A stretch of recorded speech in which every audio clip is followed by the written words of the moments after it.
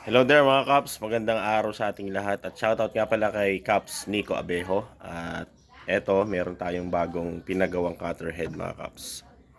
On its way na to at ipapadeliver na natin to kay Kaps Nico.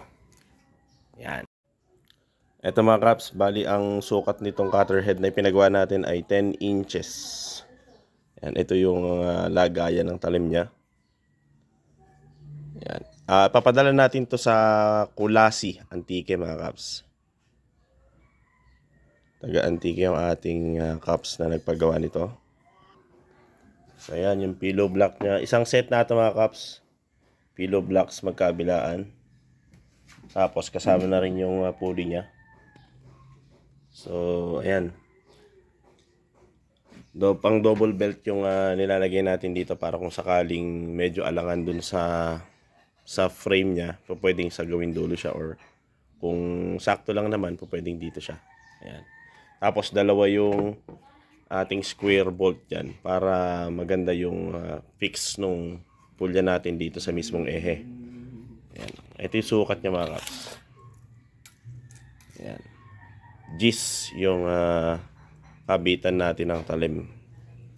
Bali anim yan. Anim na 3/8 na bolts yung pang stop, ang pang ipit niya ron sa talim. Tapos kung mapapansin niyo dyan sa gilid sa kabitan ng talim, ayun, medyo nakakanal siya ng bahagya. Mas malalim siya ng konti dito sa may mismong sa kanal.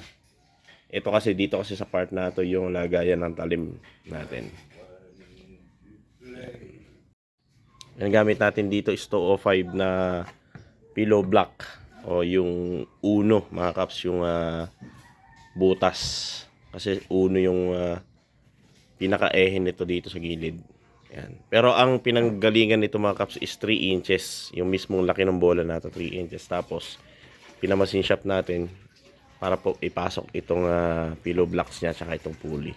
Yan. Sa mga interesado, mag-direct message lang kayo mga Kaps sa aking FB page. Ayan. Para mapag-usapan natin.